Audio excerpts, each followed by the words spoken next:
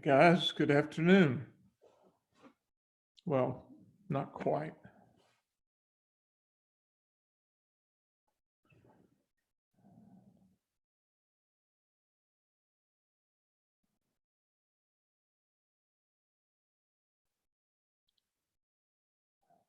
I'm hoping to get a verbal response just to know my audio's working. Can any of you hear me? I'm here. Cool. Thanks, Connor. Connor? I'm covering the two-stage growth today for dividend and corporate valuation model. It had nothing to do with your comments. I was going to do it anyway. I needed time to look at the calendar to see if everything would fit, and it'll fit nicely. Okay.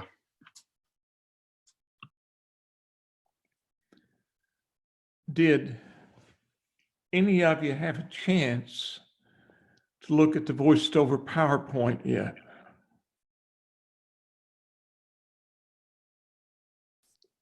Yes. I made those back when my voice was in better shape. I've actually had laryngitis for about the last week, but no symptoms other than that.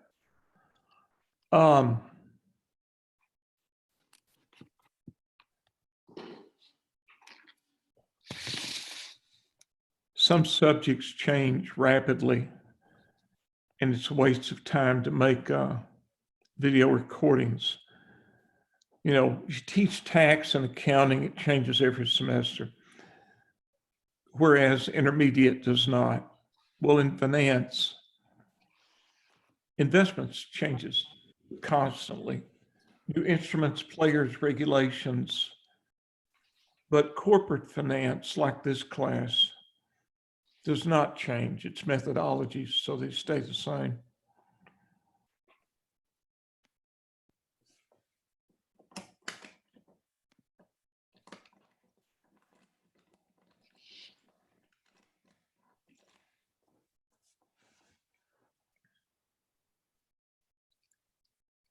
Do any of you have any questions before we start in 2 or 3 minutes?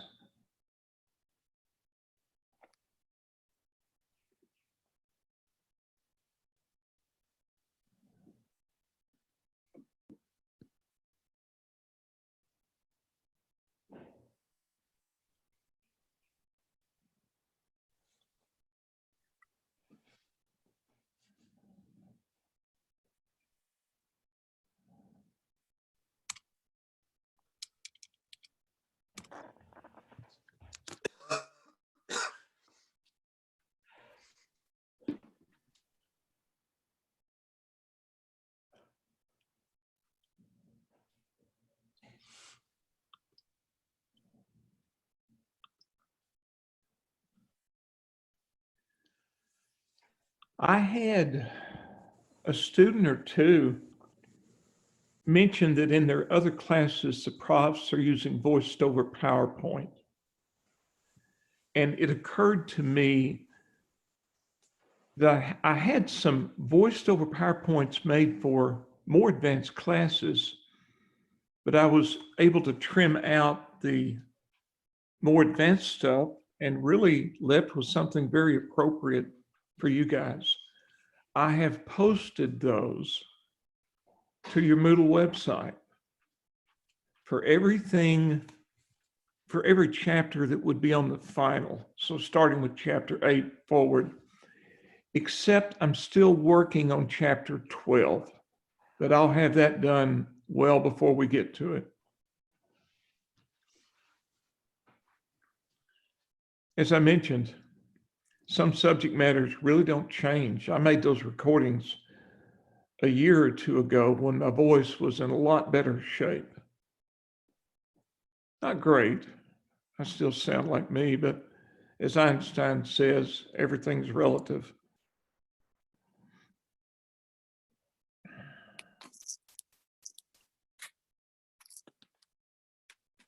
Anyway, I hope they help.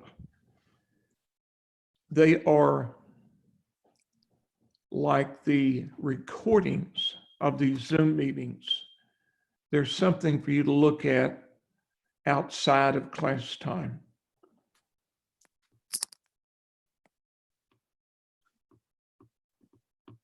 Well, guys, I've got noon. Let's get started.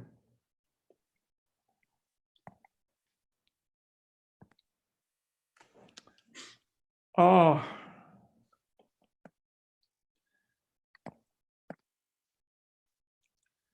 going to refer you back. I'm not even going to put it in show mode.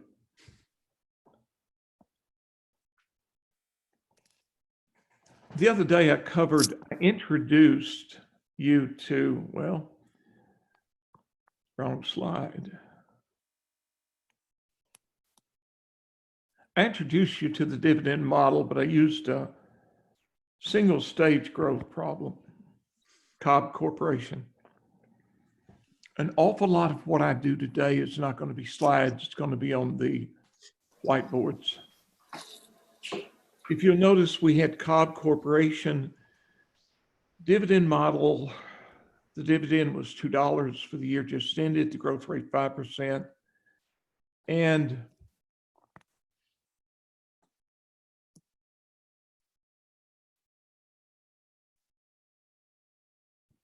there we go. So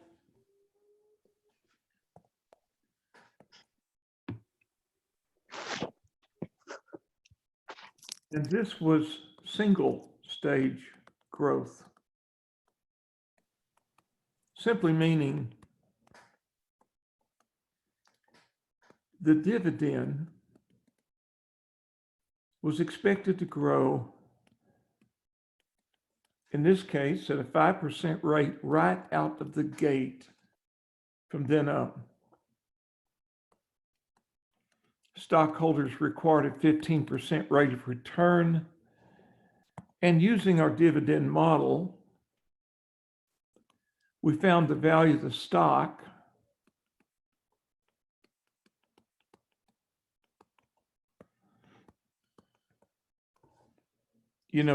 this top part is a way to find D1. We found the value of the stock to be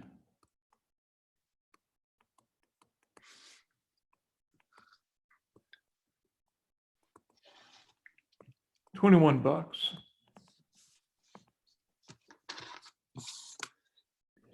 I tell you a way to think of this. I told you this model is used in court if you ever sue for lost wages, future wages. This would be like a company that's going to give you a 5% raise forever. If you were trying to find the value, the present value of all your lost future income. That's what we mean by single stage growth. The dividends grow at one rate. Now,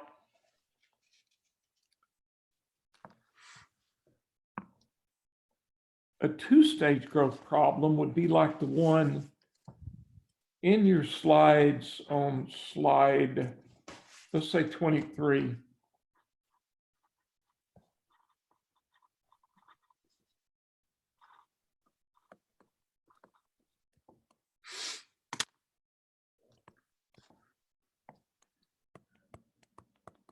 I believe it's slide 23. Do you guys find a heading that says case of two-stage growth on slide 23? Have I got the right slide?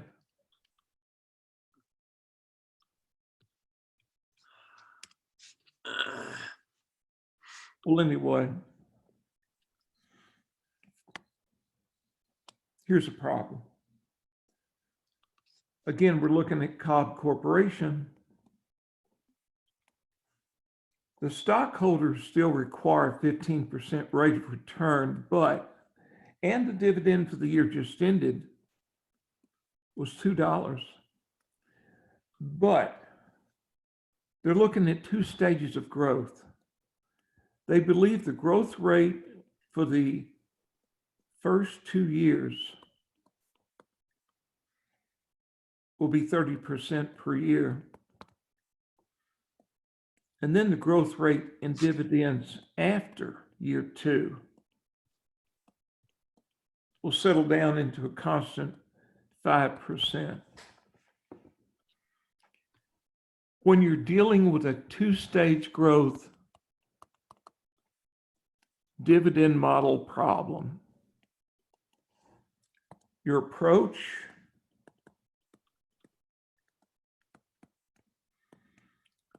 assume you sell the stock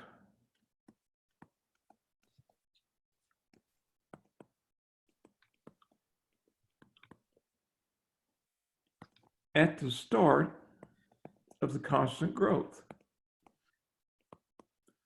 Or in other words, at the end of the first stage of growth.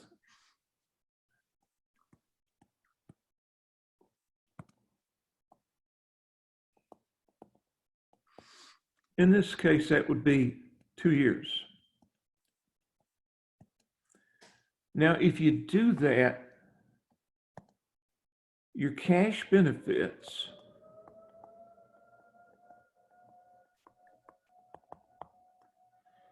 will be 2 years of dividends and the selling price of the stock.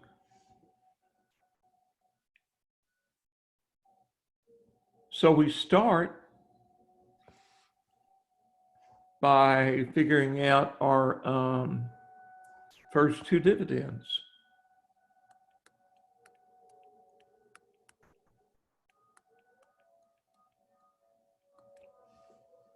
If you're hearing weird sound effects, they're testing the tornado sirens. They do that at noon. Oh, I don't know which days. Anyway, it'll cease in a minute. So, the dividend year just ended was $2. We're looking at a growth rate in the first year of 30%. So the first dividend we think will be $2.60. Sorry about the jumping around. I'm still learning how to use this thing. To get the dividend in the second year, we play leapfrog. It'll be the dividend in the first year times 1 plus that high growth rate.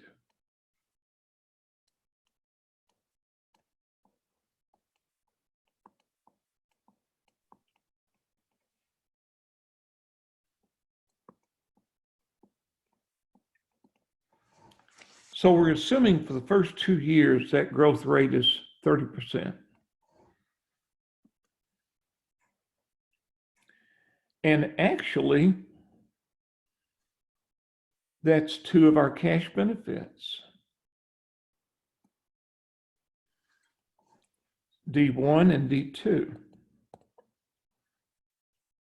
Now we need to figure out what the selling price would be 2 years from now. Back when I gave you that dividend model, it actually was a special case where the growth rate is constant from the outset, from t equals 0. But if you'll notice, if we draw a timeline,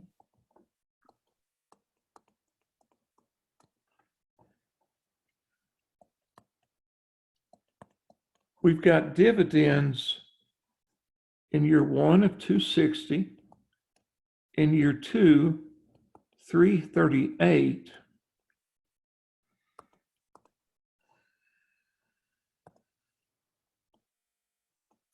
then for all subsequent years,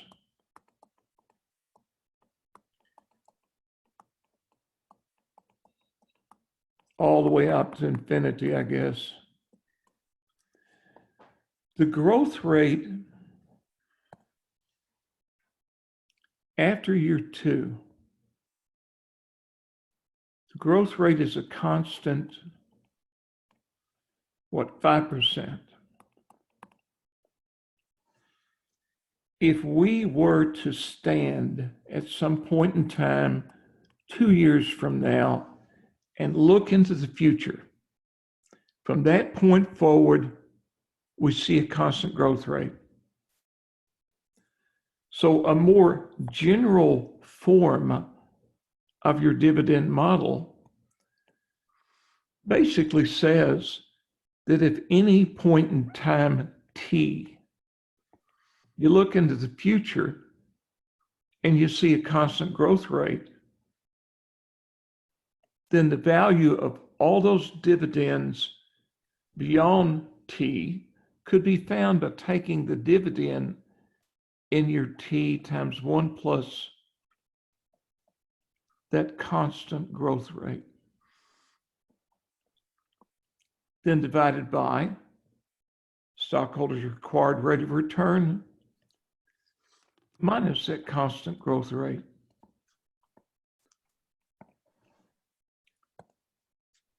So the value of the stock in year 2 should be able to be found by taking the dividend in year 2 times 1 plus that constant growth rate from then on of 5%.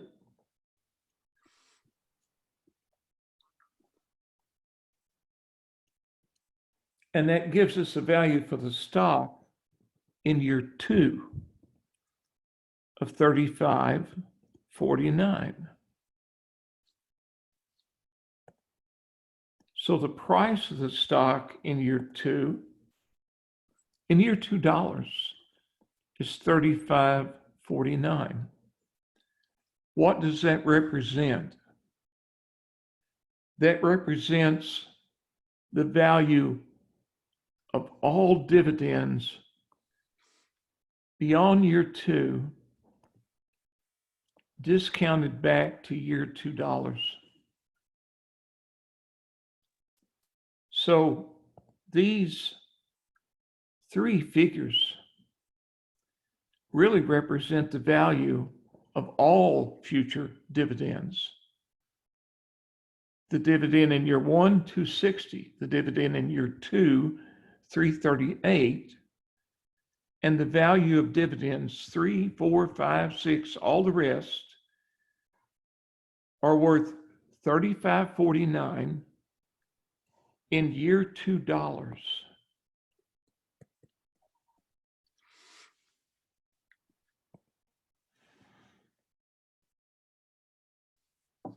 So to find the value of the stock,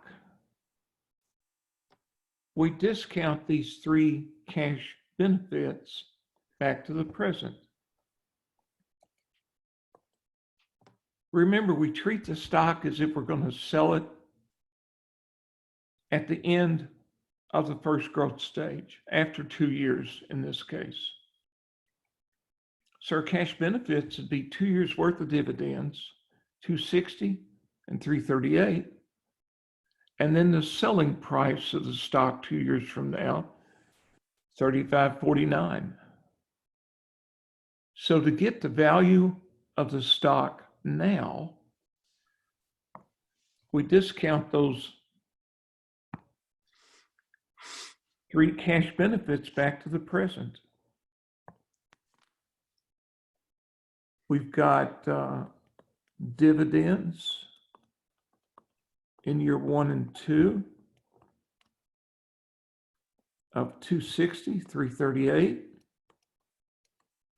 and a selling price in year 2 of $35.49, sorry.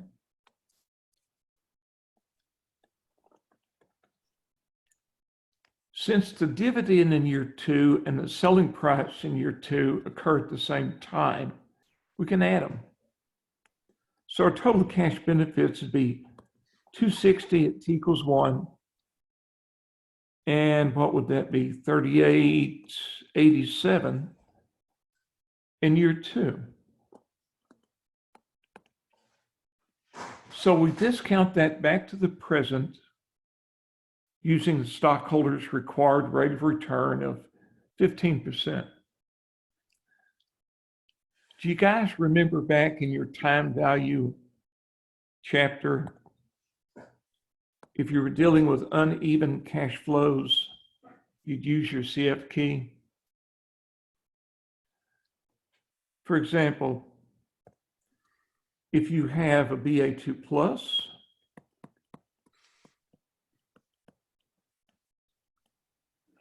you'd hit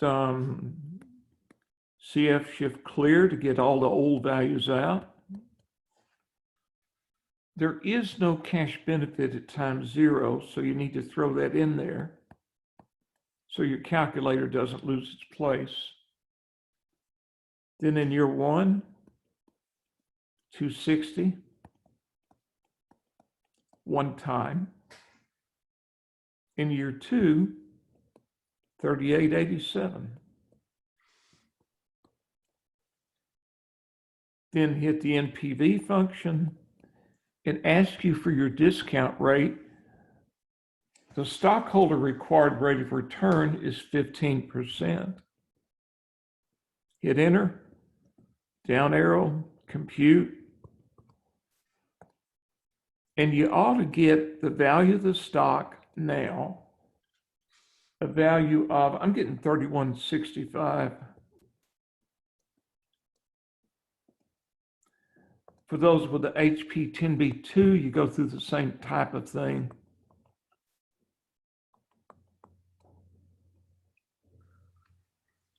Oh, good grief. Why don't they name these calculators Fred and Alice?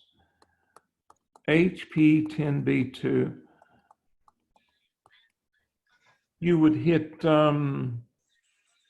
shift, clear all, clear out all the old values. Then you start throwing cash flows into the CF key, but it assumes the first one you throw in is at time 0. So you have to throw 0 in there so it won't lose its place. Then the next cash flow is 260. And the next one would be that total of 3887.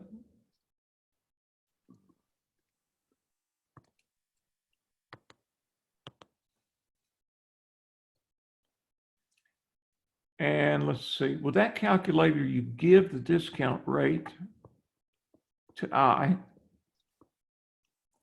and then hit shift NPV. And you ought to get the same price.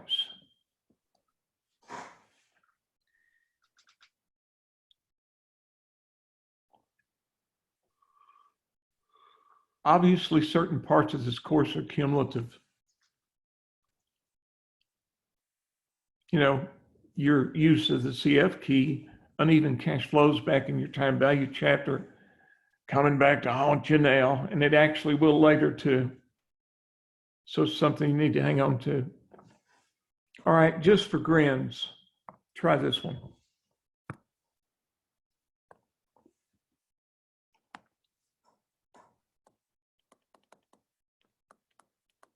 Smith Corporation paid a dividend in the year just ended at $5.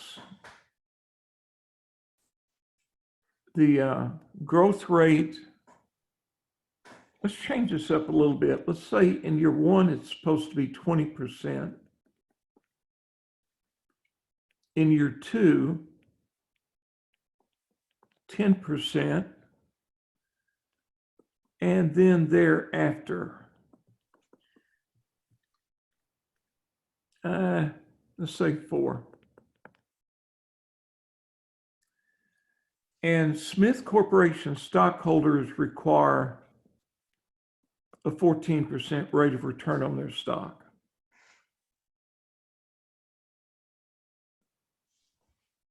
Would you prefer I give you time to try to work this on your own, or would you rather me just walk you through this one also?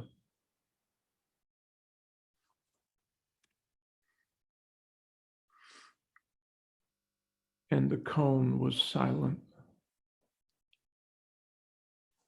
All right, show of hands. How many of you would like me to just walk you through this?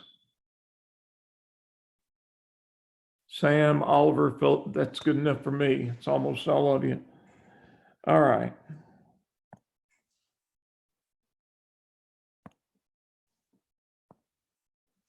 So, our approach, once again,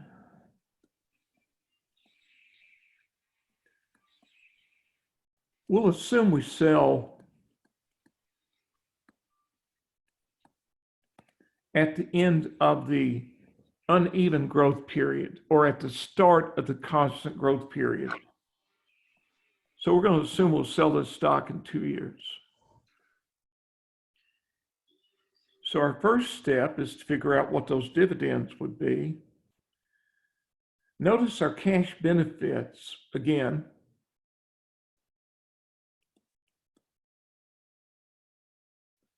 If we sell it in 2 years, we'll get 2 years worth of dividends and that selling price.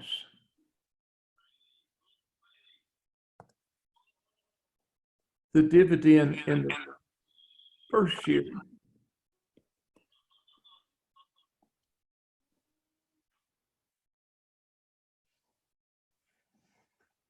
would be the dividend for the year just ended, $5 times 1 plus the growth rate in the first year, which is 20%. So if my math doesn't fail me, that's $6. Then the dividend in the second year, playing leapfrog, would be the first year dividend times 1 plus that second year growth rate.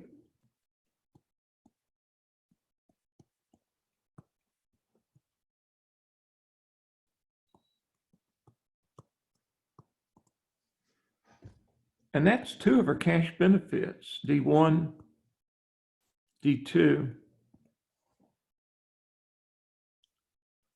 Now, if we stood at a point 2 years from now and looked into the future,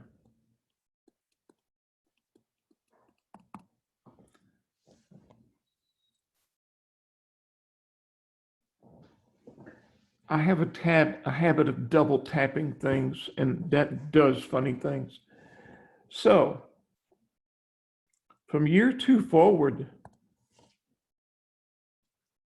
we're looking at a growth rate of a constant, what I say, 4% from then on. We know our dividend in year 1 is $6. In year 2, it's $6.60. And now we can use the following more general form of that dividend model that says the value of the stock in any year T is the dividend in year T times 1 plus that constant growth rate. If we stand at this point in time and look into the future, we see a constant growth rate of 4%. So this will give us the value of the stock in year 2 as, what would that be? $6.60 times 1 plus that long-term growth rate of 4% divided by our required rate of return minus that long-term growth rate. I hope somebody's doing some fact checking because I'm making this up and I'm working this as I go.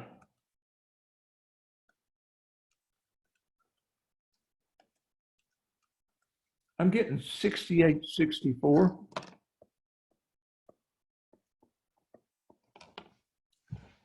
That's what we think the stock will be selling for in year 2.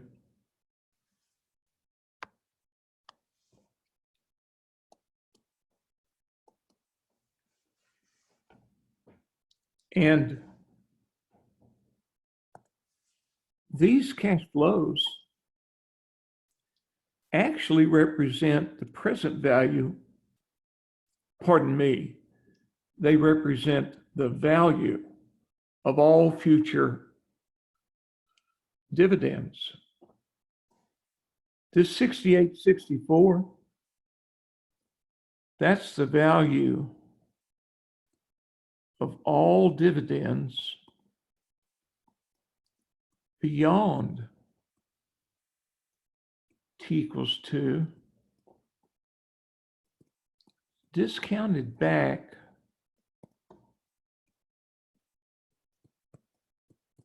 to year $2.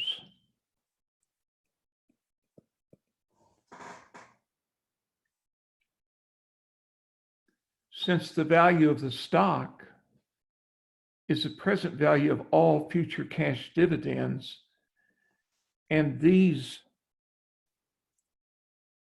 three cash flows represent the value of all future cash dividends, the next step is just to discount them back to the present to get the value of the stock.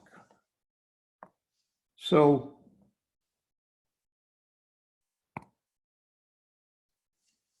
we've got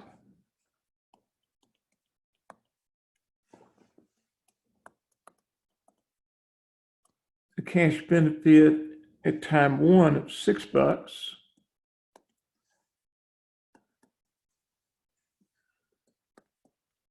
At time 2, $6.60. And what did we get for the selling price?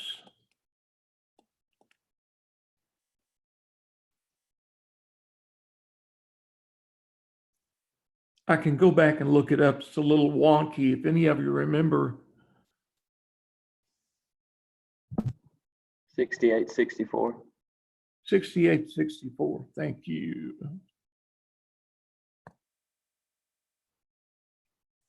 I've already lost my place. Here we go. 6864. Since the second dividend and the selling price occur at the same time, we can add them together. And that would be 7324, I think. So now to find the present value of those future cash benefits, if you use VA2 plus, clear out all the old values. There is no cash flow at time 0, so you have to enter that so that your calculator won't lose its place as to when each cash flow occurs.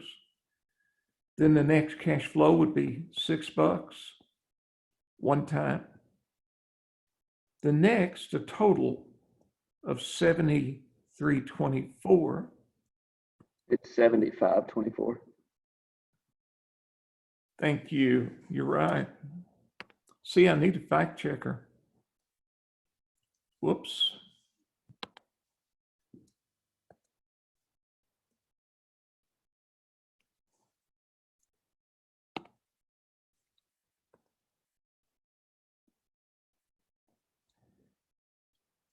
Then give the NPV function our discount rate, which was, I think, 14, wasn't it?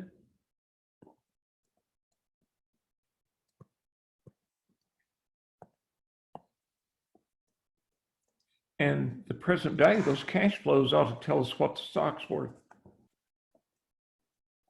Let me catch up with you.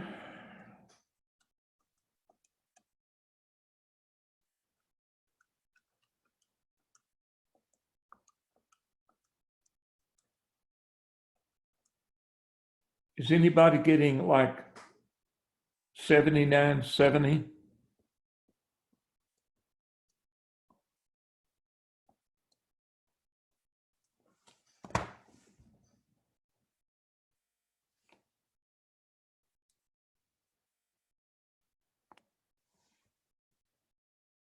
Did anybody get 79.70?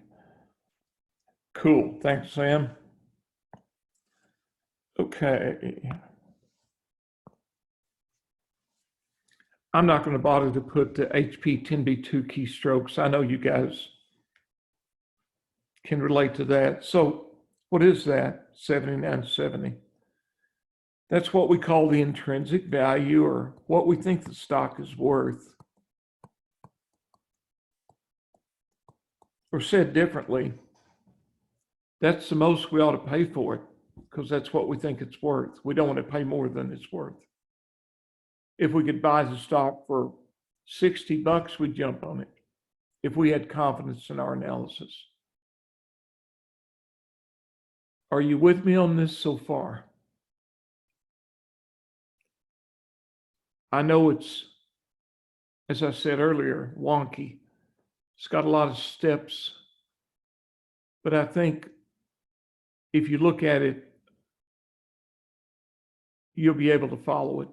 You've got two examples here. You've got another example in the voiced over PowerPoint slides. I'm not sure if it's the same, one of the same ones or not. It might be, but you've got multiple examples to look at now. Now, the other model that we covered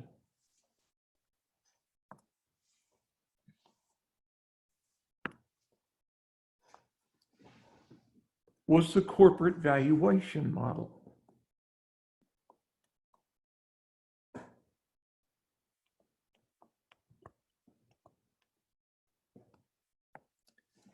And when I first covered this in class, I don't remember the examples I used, so I'm going to make one up. Let's assume we've got, why not? June Corporation. If you recall, the corporate valuation model focuses on free cash flow. And this is going to be the single growth rate example.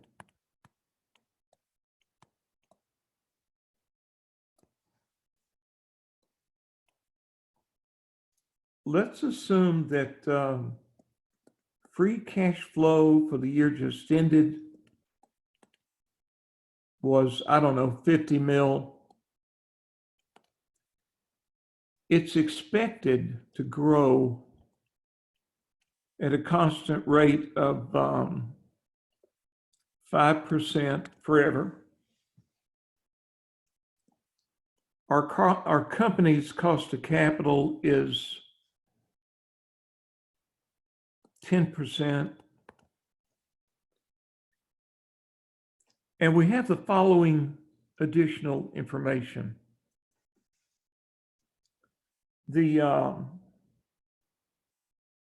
Let's assume June Corporation has marketable securities of 40 mil. Notes payable of 60 mil.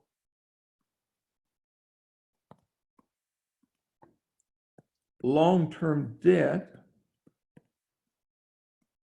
of 140 mil. And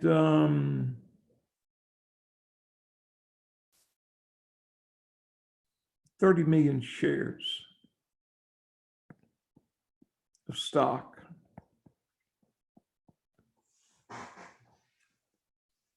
Now, with the corporate valuation model, first step is to find the value of operating assets. And the value of operating assets, as I said Monday, is the present value of all future free cash flow. So, if free cash flow grows at a constant rate right out of the gate, like in this problem, Then we would want free cash flow for the coming year on top, divided by WACC minus that growth rate. Free cash flow for the coming year would be the free cash flow for the year just ended times 1 plus that growth rate, or 50 mil times 1 plus 5% divided by our cost of capital. Whoops. Minus that growth rate.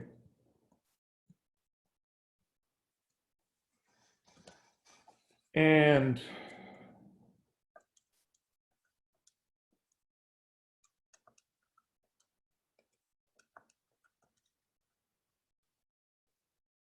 that gives us a value of operating assets of 1,050 mil, a little over $1 billion. This is just like something I covered Monday. I'm just retracing the steps a little bit. Different example. I'm making this one up, a new one. Second step, we run this through the balance sheet, which says that assets are equal to liabilities plus equity.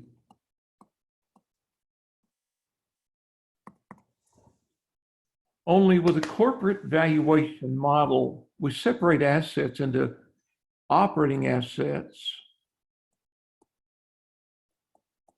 and non-operating assets, which are really just marketable securities. And the only liabilities we include are interest-bearing debt, because earlier, to come up with free cash flow, we washed out the effect of non-interest-bearing debt like accounts payable and accruals. So our only liabilities, sorry about all that, would be notes payable and long-term debt.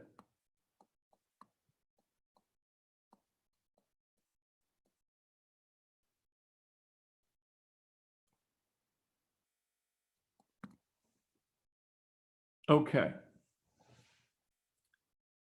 We found the value of operations. Operating assets are 1,050. Marketable securities are 40 mil. Notes payable and long-term debt are 60 and 140 respectively.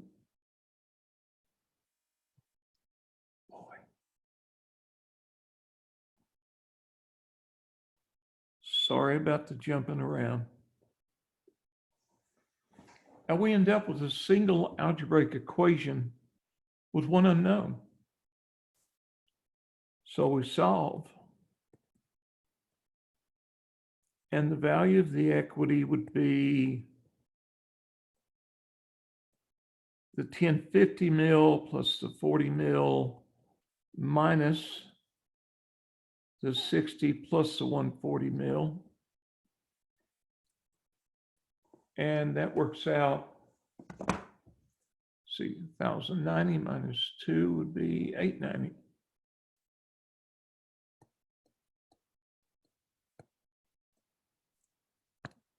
That's what we think all the stock is worth.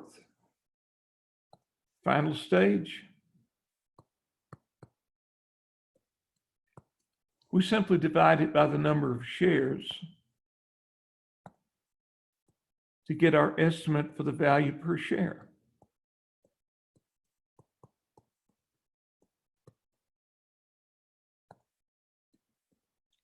So we think all the stock is worth 890 mil, and we've got 30 million shares of stock.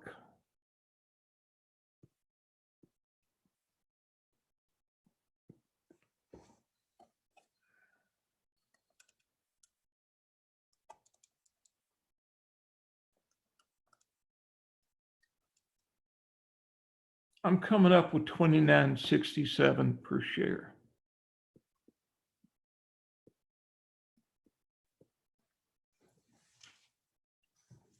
And of course, that's what we think the stock is worth. We did a problem just like this one Monday when I introduced the corporate valuation model to you. But as I said,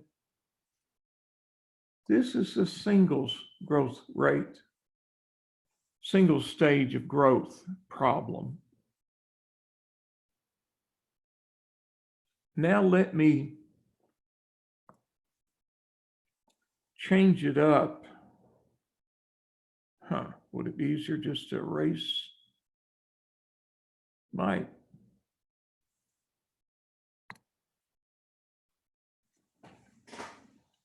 You have questions about this before I do any erasing? Okay.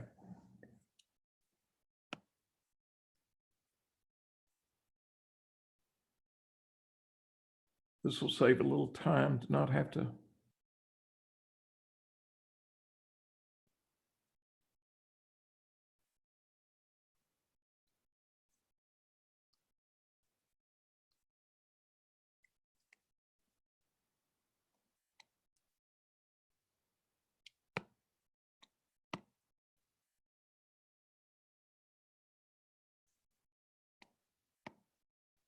Okay.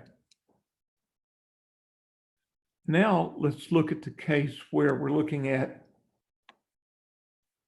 two-stage growth in free cash flow.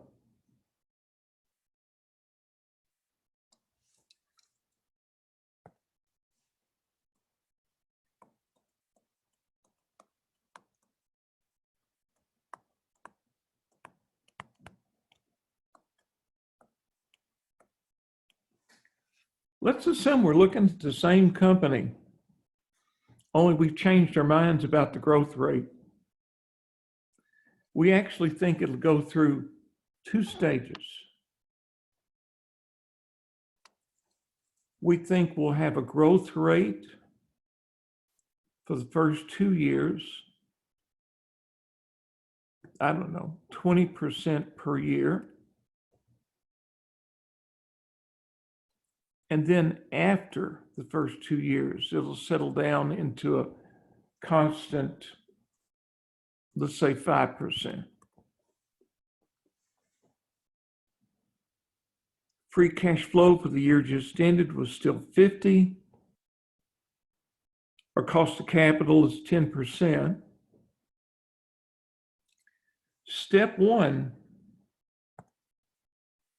again, is to find the value of the operating assets. Only in this case, we have to use an approach like we did with our dividend model. We're going to assume we sell the operating assets at the end of the non-constant growth phase. Well, we've got one growth rate of 20% for the first 2 years, but then it settles down to a constant 5%. So we're going to assume we sell the operating assets at t equals 2, 2 years from now.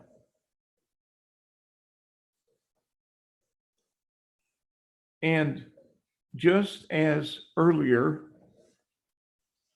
we assume the value of our operating assets is the present value of all the future free cash flow.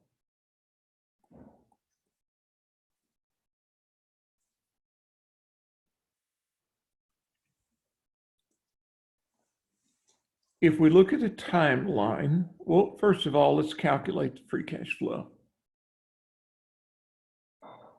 The free cash flow in the first year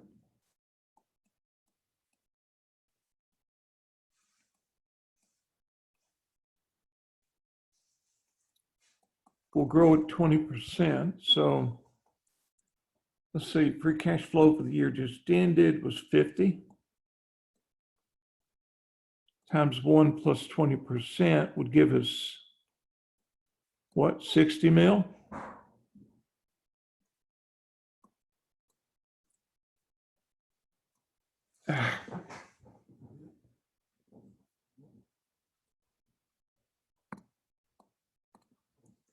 Free cash flow in the second year,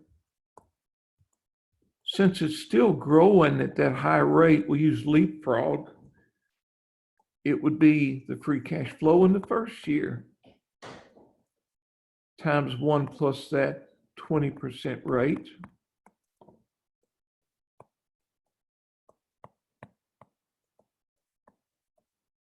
I think that's 72 mil.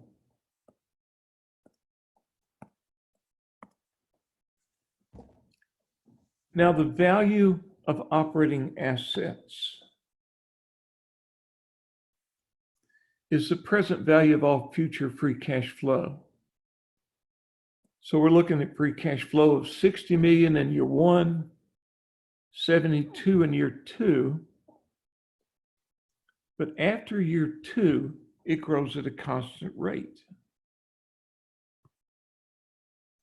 So on a timeline,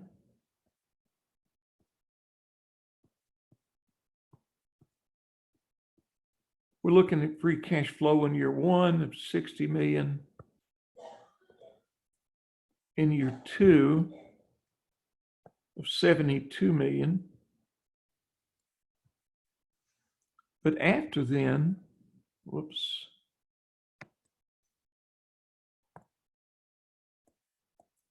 after year 2, it grows at a constant rate. And we can use something like what we did with the dividend model.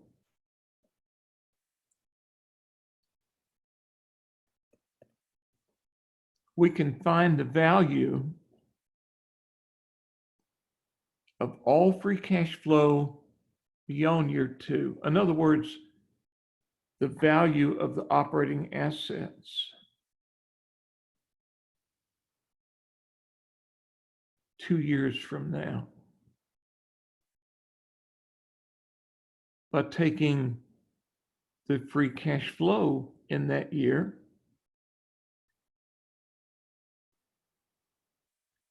times 1 plus that constant growth rate.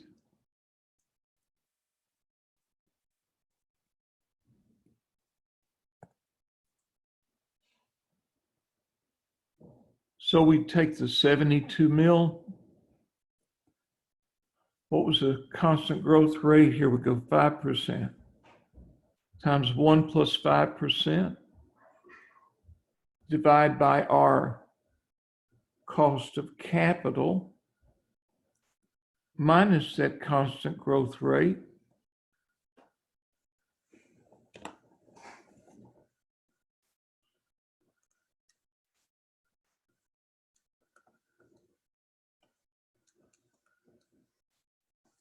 And I'm getting a value for the operating assets 2 years from now of 1512 mil.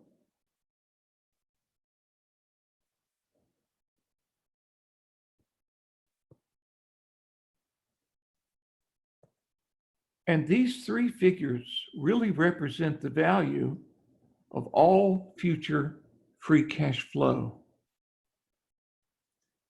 60 million in year 1, 72 million in year 2, and then the value of all free cash flow beyond year 2 in year $2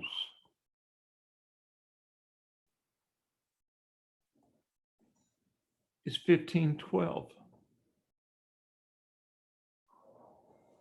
since the value of the operating assets is the present value of all future free cash flow, we discount these three figures back to the present using our cost of capital as our discount rate.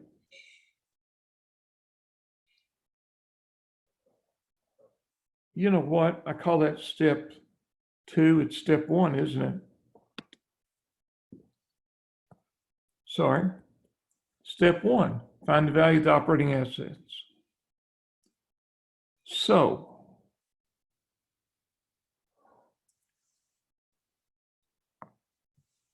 using our trusty, reliable CF key, if you have a BA2 plus,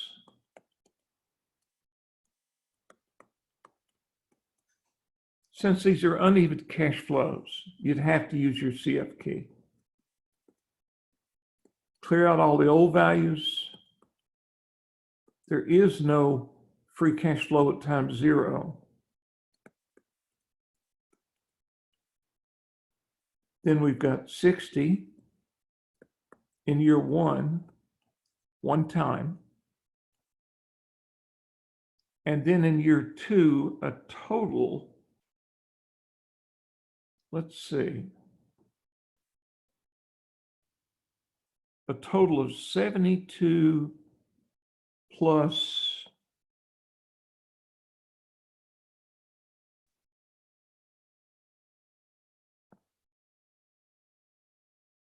$15.12.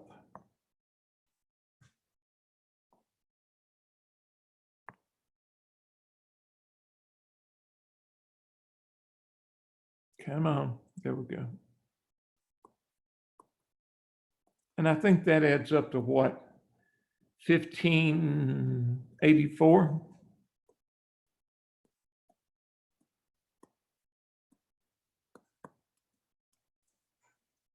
Discount it back to the present using our cost of capital, which was,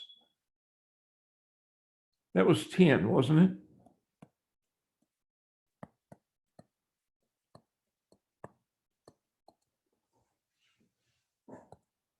And that gives us the value of the operating assets right now.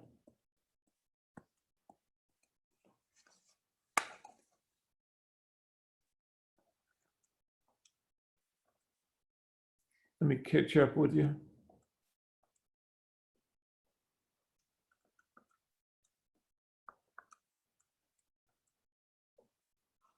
I'm getting like 1363.6 mil.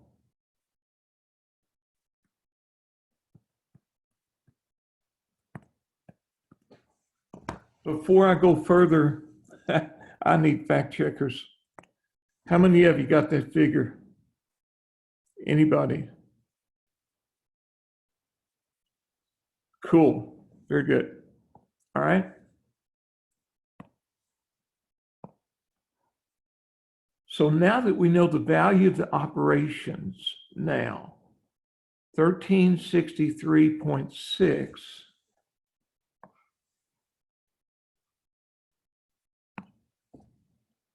now the next stage is to run it through the balance sheet equation.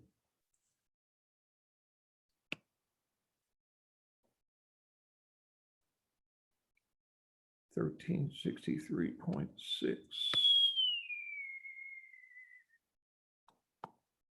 Dr. Cott, could you please show the slide where you had it with the HP?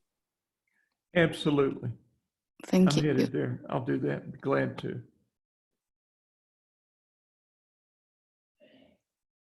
Let me get this out of the way.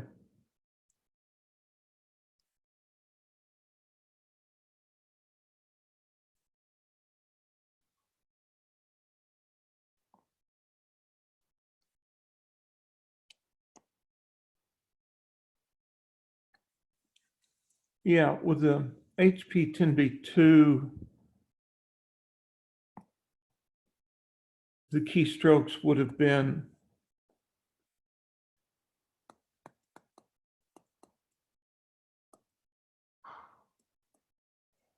This is back from our time value chapter.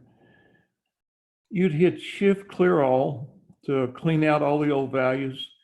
Then you start throwing values into the CF key. There is no cash flow at time 0, so you have to throw that in there so your calculator will keep track of the timing. Then 60. Then a total of 1584. Then you put your discount rate in I and hit Shift NPV. And you ought to get this same figure we got with the BA2 Plus.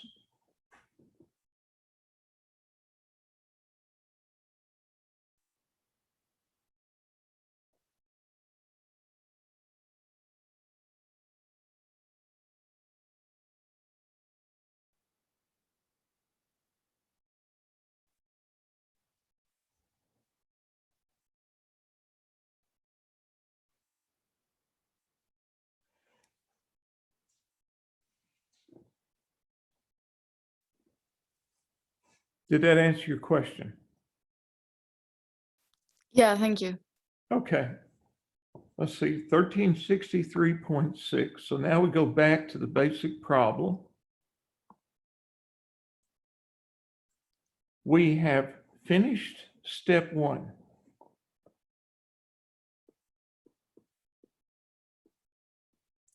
And found that the value of the operating assets right now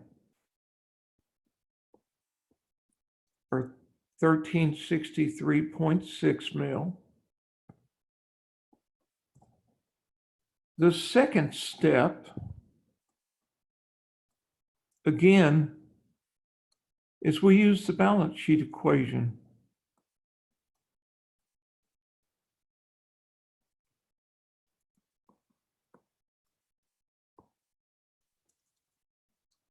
Which basically says that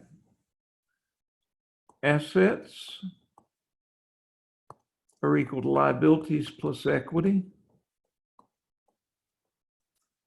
But we've got our assets in 2 forms. Operating assets, which we found to be worth 1363.6 mil. And marketable securities, which are worth 40 mil. And our liabilities are our 2 types of interest-bearing liabilities. Notes payable of 60 mil and long-term debt of 140 mil. And we've got a single algebraic equation with one unknown. So we solve.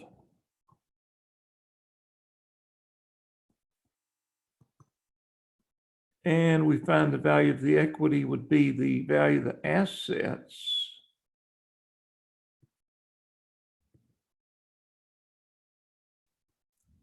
minus the value of the liabilities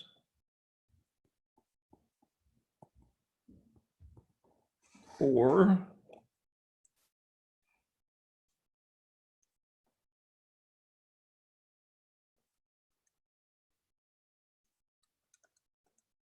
I'm getting 1203.6 mil.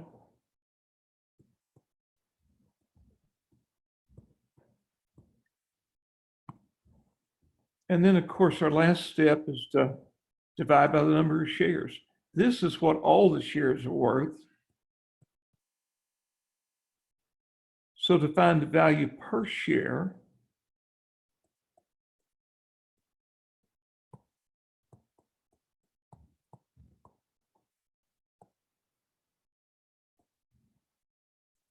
all the shares are worth 1203.6 mil. And we've got what? 30 million shares.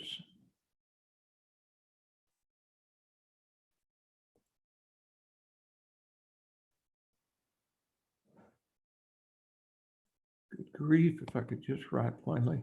or speak plainly, or either. You guys really are handicapped here. Okay, 12 divided by 30. I'm coming up with a value of the stock of $40.12 per share.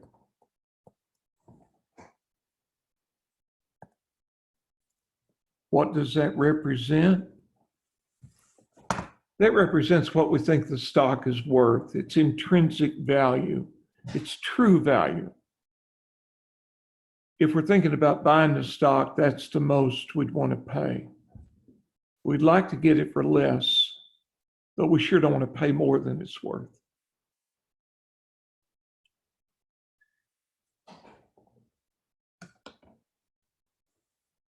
Questions? Cool, Brandon, appreciate it.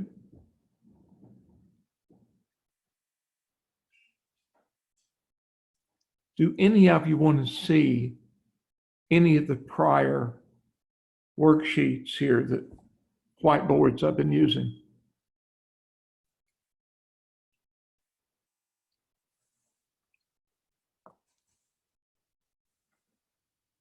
I don't know if you can see them all or.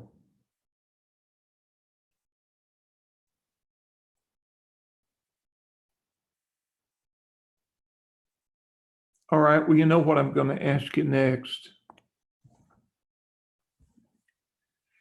How many of you are feeling pretty good about your understanding of this? I know this is a lot and a rush, but it's better presented together. Good. Good.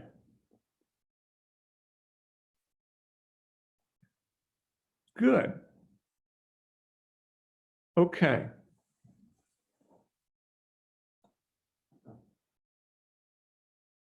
Any questions before we adjourn? For those of you that may not have jumped in when I mentioned this, I had a couple of students at least tell me their other profs are using voiced over PowerPoint, and they kind of like that. So I created some voiced over PowerPoints. Actually, I had made them for a more advanced class a year or two ago, but I trimmed out the advanced part and posted them to Moodle. Now, each chapter is broken into several different voiced over PowerPoint files. They're so big, you can't put them all in one file. A lot of you like that anyway. You like to see it piecemeal. There was a time, well, actually, for my graduate classes, I then convert those to YouTube videos and I post them. But you can't print out the slides for YouTube videos. So I'm going to leave them in the form of voiced over PowerPoints. Just as when we adjourn this class meeting, this Zoom video will be recorded and posted for you to view probably by tomorrow afternoon. It gives you something else to look at or retrace out of class. So do the voiced over PowerPoints. Only my voice was in a lot better shape when I made those. So they may be clear to understand, less irritating anyway. I'm just trying to give you another resource where you can go through the lecture material with narration. Okay, if you have nothing else, Monday, please bring your slides for chapter 10. And what you might want to do is go to Moodle and download those regular PowerPoint files, slides for chapter 10. In all honesty, I don't remember if I modified them. In some cases, I changed up the regular slides so they would fit more tightly with the voiced over PowerPoints. They may not be in perfect sync, but bring your chapter 10 slides and you might want to download a fresh set. Now, I'm not asking you to download the voiced over. We don't use those for these Zoom meetings, but the regular slides for chapter 10. If you have nothing else, I'll see you Monday. Stay safe. Bye-bye.